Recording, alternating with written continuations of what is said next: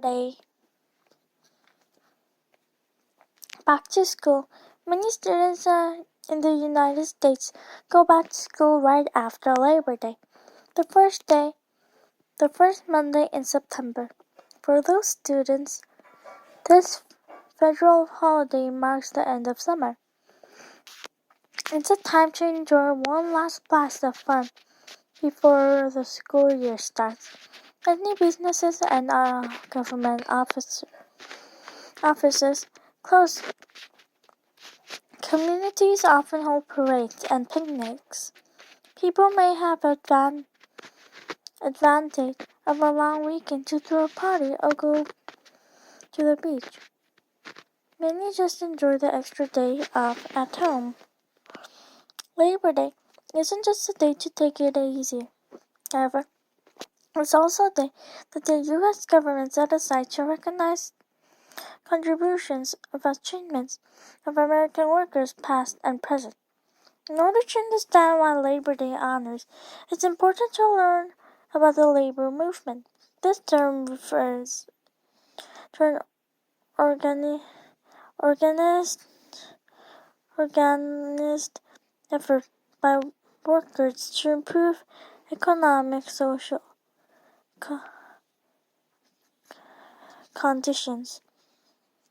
conditions by joining together. Machines and workers.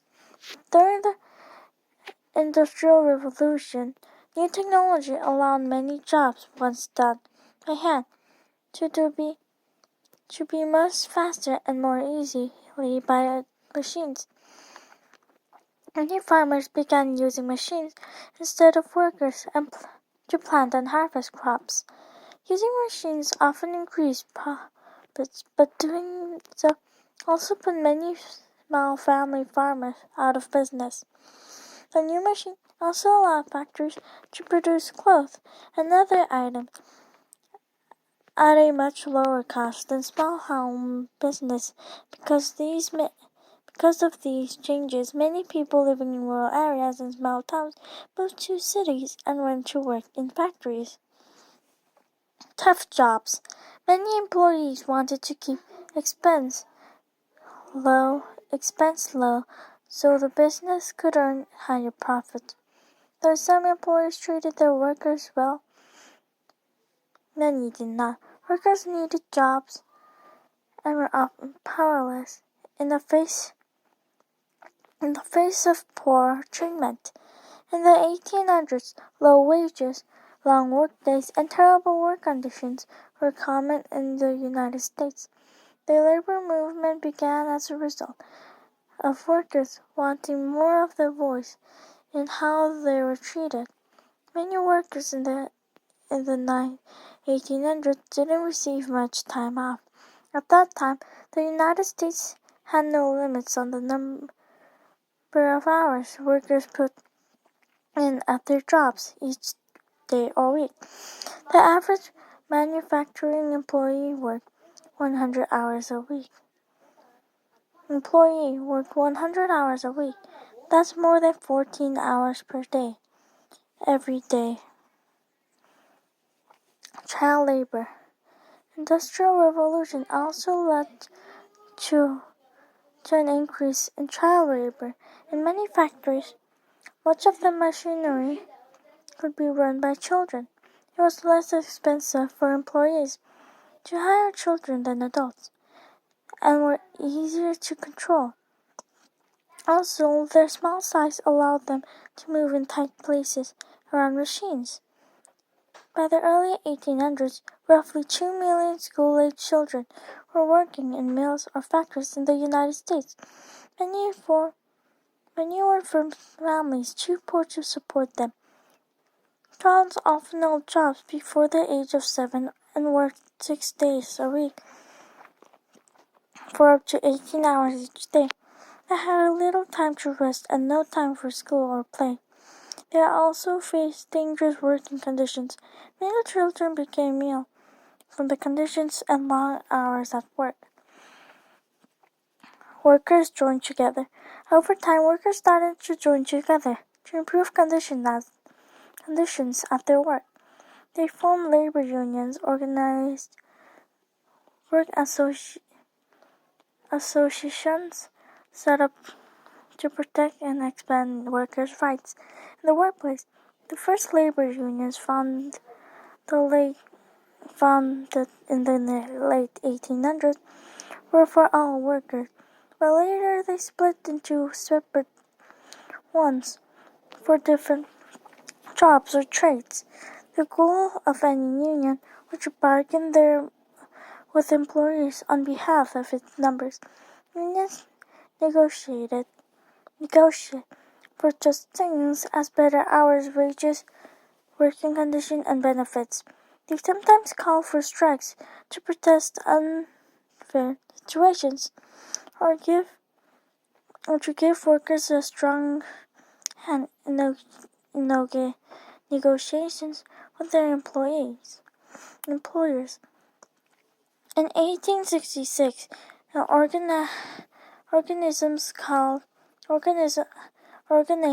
called National Labor Union urged Congress to pass a law making the 8-hour workday standard for all workers. Despite its names, the NLU was more a particular organization than a labor union. It laid some of the groundwork for the labor unions that would come later.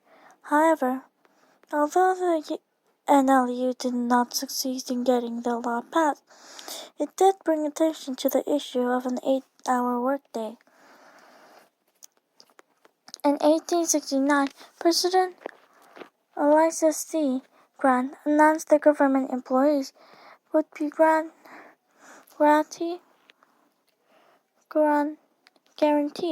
an 8-hour workday and stable wage. He also encouraged workers in the private sector to seek out the same legal guarantee. The new 8-hour workday was not popular with many employees. Large numbers of them refused to cooperate after Illinois signed the 8-hour workday into law for all workers except those working on farms. On May 4, 1886, 80,000 strikers supported and gathered Chicago's Highland Square to protest the employees' lack of cooperation with the law, and police officers used heavy force to stop the rally. That event became known as the Haymarket Affair. Slowly things began to change. In 1906, facing the threat of nationwide strike by union members, two large printing companies switched to the 8-hour workday. In 1914, Henry Ford increased automobile workers' wage to $5 a day, more than twice the average of other automakers. Ford said that well-paid workers had a better attitude, produced higher quality work, and were less likely to quit. In 1926, the Ford Motor Company switched to a 5-day, 40-hour workweek. The year 1938 was a turning point in labor reform. Largely through the efforts of President Franklin Delano Roosevelt, Congress passed the Fair Labor Standards Act. Its purpose was to protect workers from being taken advantage by the employees and being forced to work in poor conditions. The act limited the workweek to 44 hours, changed to 40 hours in 1940. It also set minimum wage, the lowest wage employees were allowed to pay their workers. The act said that workers had to be paid extra when they worked longer hours than usual, or overtime. With overtime, each hour over 40 worked in a single work week is paid at a rate of 1.5 times a worker's usual monthly rate. The idea behind the overtime pay was to discourage employees from overworking employees and encourage employees to hire more workers.